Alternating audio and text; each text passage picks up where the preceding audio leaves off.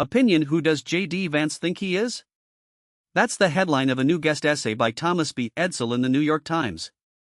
Edsall writes weekly from Washington on politics and demographics, and in this piece he argues that Vice President J.D. Vance has to decide which combination of his multiple identities to present whenever he takes the microphone, a choice he sometimes seems to find bewildering.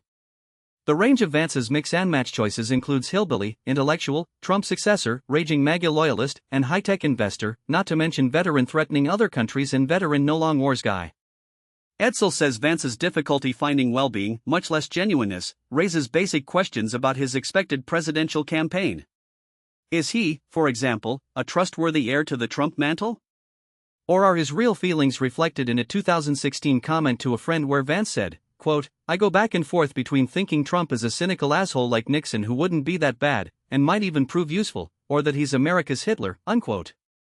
Edsall writes that Vance's problem is his failure to find comfort in any combination of identities so that he comes across as inauthentic, cross-pressured, forced, even counterfeit. Ryan Enos, a political scientist at Harvard, told Edsall by email that Vance may be a standout when it comes to personal reinvention, perhaps partially because it has happened so rapidly and in the social media era. Enos added that Vance may cynically believe that being such a chameleon doesn't matter in the world of MAGA politics, and he might be right. After all, he became Trump's vice president. But Enos thinks this misunderstands the difference between being appealing to Trump, who just values subservience, perhaps even seeing somebody willing to do a 180 to ingratiate themselves as a good thing, and being appealing to Trump voters. Part of Trump's appeal, Enos argues, is that despite his ideological incoherence, you believe his commitment to the politics of resentment is genuine because he is personally motivated by resentment, feeling that he was disrespected by the establishment is his casus belli. In the end, that seems to be the only consistent feature of his governing style. Vance lacks this characteristic, rather, he appears to have adopted resentment politics because it serves him politically.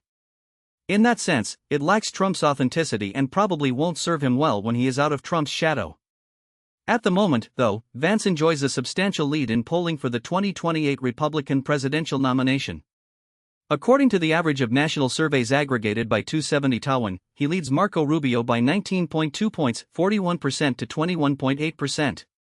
Vance's clumsiness and awkward language in the public arena provide the basis of a July 24 article by Natalie Allison of The Washington Post titled "Knives Are Out for Vance and the GOP." His allies say it's a coordinated op. Allison suggests that Vance opened himself to attack during a 3-hour session on the Joe Rogan Experience that was released on July 15, giving critics ample material.